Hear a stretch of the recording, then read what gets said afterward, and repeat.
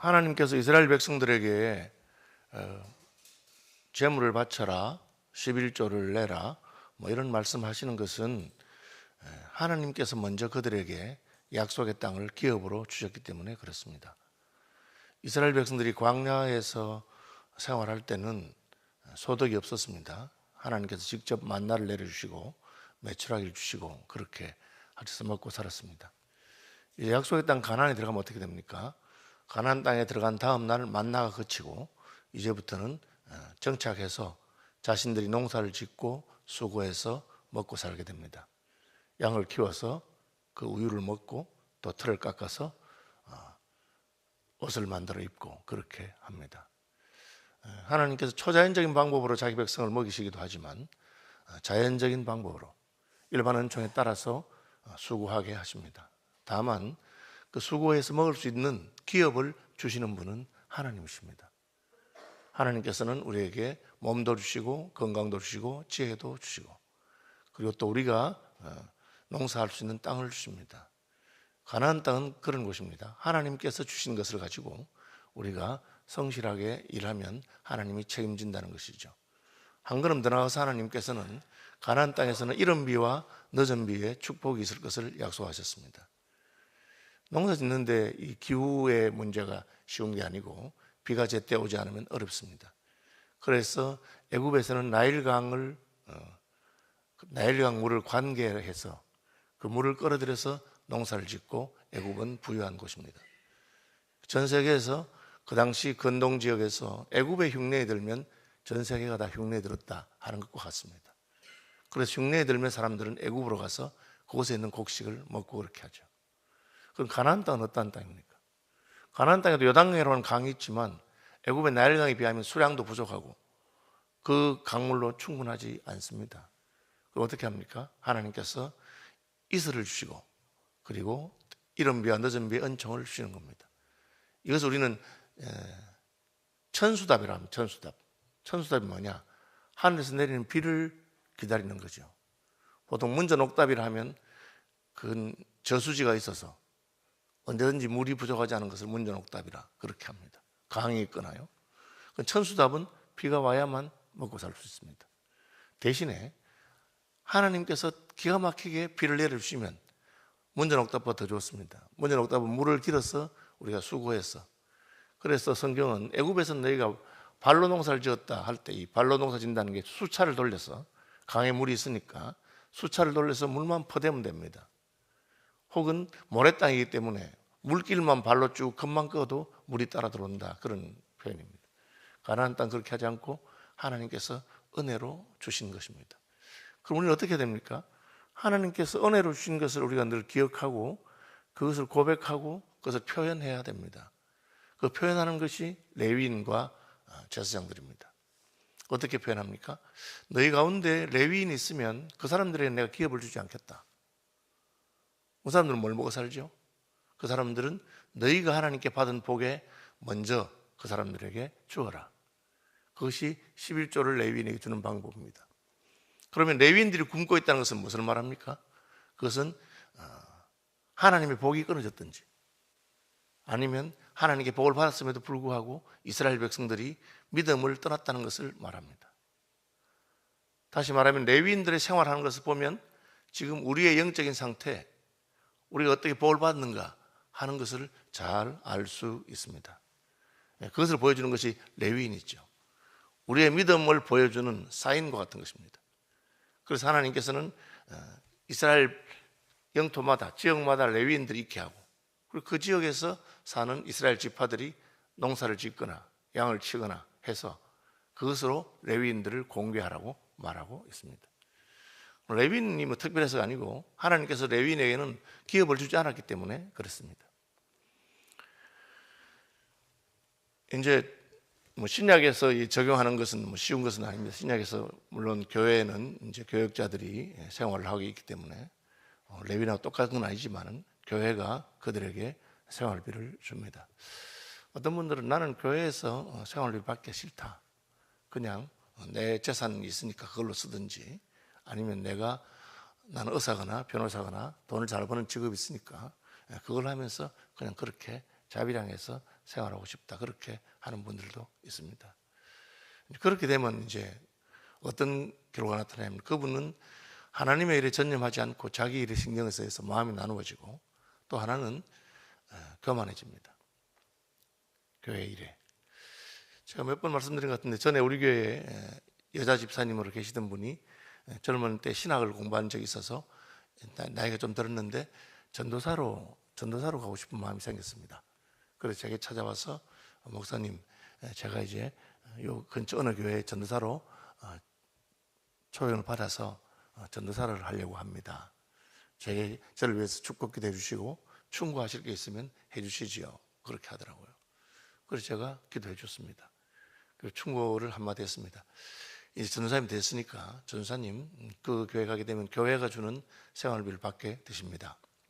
그런데 전도사 생활 하다 보면은 야, 내가 이런 대접을 받으려고 전사를 했나? 내가 이러려고 전사했나?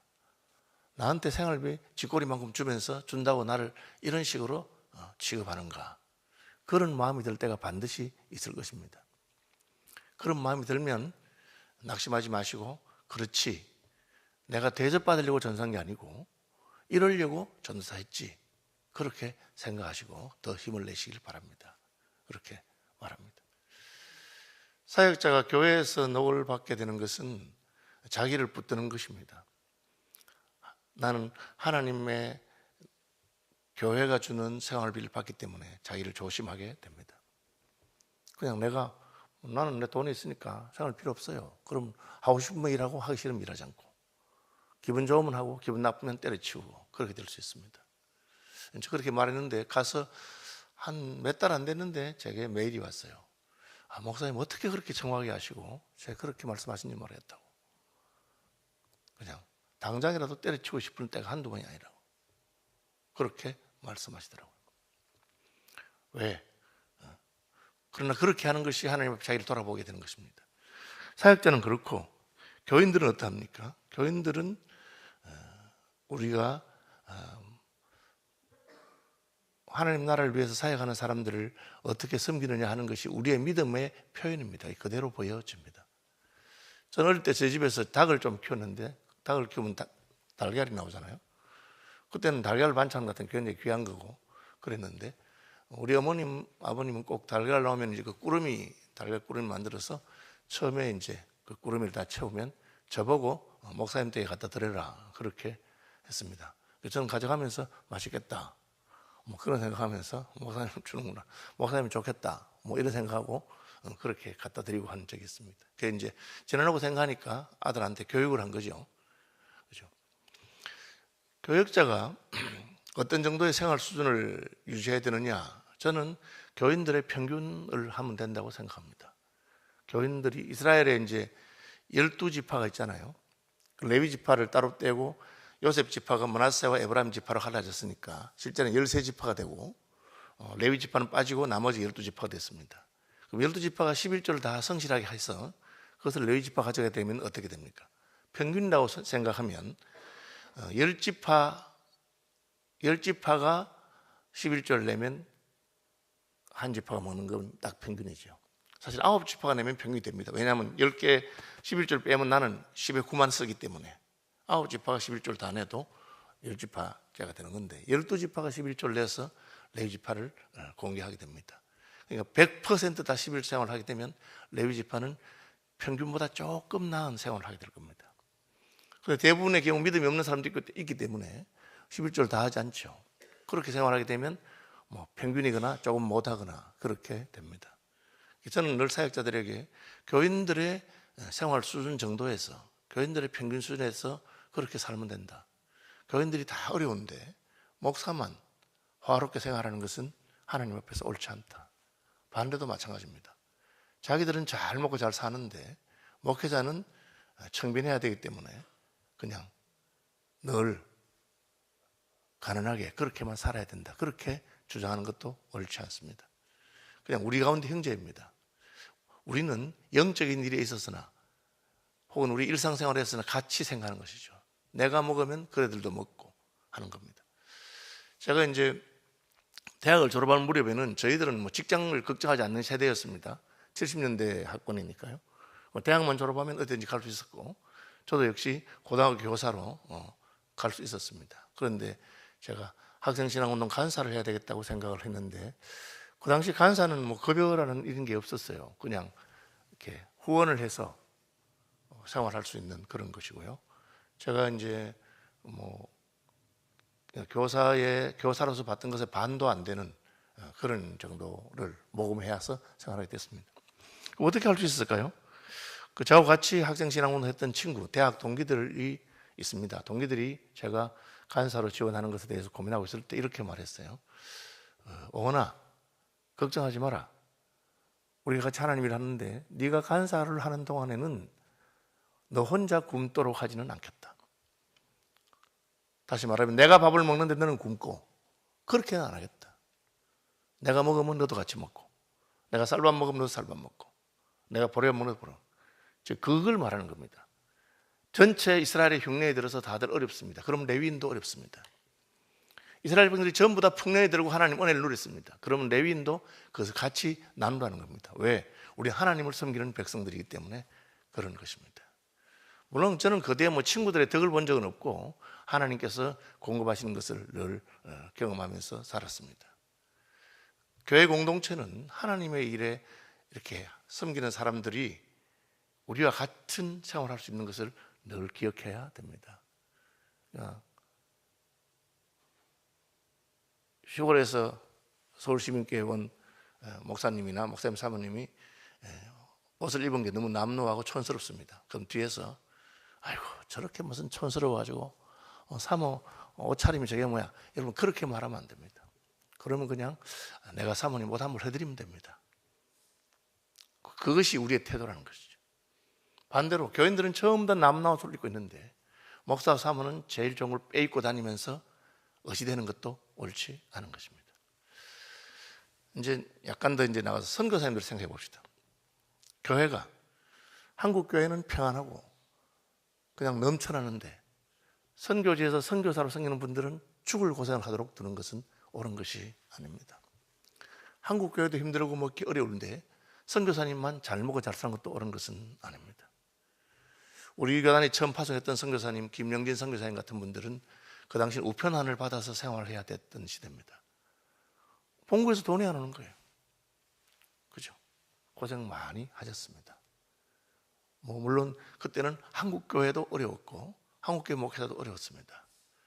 그러니까 김영진 선교사님이 불평하지 않습니다. 그냥 기도하면서 때로는 굶으면서 그렇게 사역하셨습니다.